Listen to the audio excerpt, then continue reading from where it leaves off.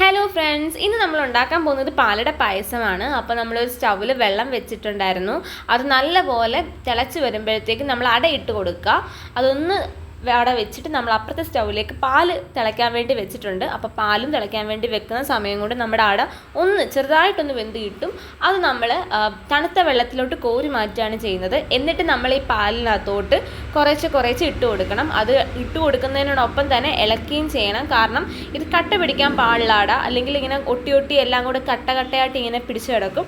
ഒന്നൊന്നായിട്ട് കിടക്കണമെങ്കിൽ ഇടുന്നതിൻ്റെ കൂട്ടം തന്നെ നമ്മളിത് ഇളക്കിയും കൂടെ കൊടുക്കണം. അതിനുശേഷം ഇത് നല്ല പോലെ ഒന്ന് കുറുകി വരണം. ഈ പാലിനകത്ത് കിടന്ന് ഈ പാലട ബാക്കിയുള്ളതുകൂടെ വേവണം. അങ്ങനെ കുറുകി വന്നതിന് ശേഷം നമ്മൾ പഞ്ചസാരയും ഏലക്കയും കൂടെ ഒരുമിച്ചിട്ട് പൊടിച്ചെടുത്തതാണ്. പൗഡർ രീതിയിൽ നമ്മൾ പൊടിച്ചെടുക്കണം. എന്നിട്ട് അത് ആവശ്യത്തിന് നമ്മൾ ഇട്ട് കൊടുക്കുക. അതിനുശേഷം നെയ്ക്കകത്തോട്ട് പാൻ വെച്ച് നെയ്ക്കകത്തോട്ട് കിസ്മിസും അണ്ടിപ്പരിപ്പും ഇട്ട് നല്ല രീതി മൂപ്പിച്ചെടുത്തതിന് ശേഷം ഈ പാലടയ്ക്കകത്തോട്ട് ഇട്ട് കൊടുക്കുക. ഇതെല്ലാം ഒന്ന് കുറുകി നല്ല രീതിയിൽ പായസത്തിൻ്റെ ആ ഒരു നല്ല ഇതിൽ വന്നതിന് ശേഷം നമുക്ക് കുടിക്കാവുന്നതാണ്. എല്ലാവരും ഉണ്ടാക്കി നോക്കണം, നല്ല ടേസ്റ്റാണ്.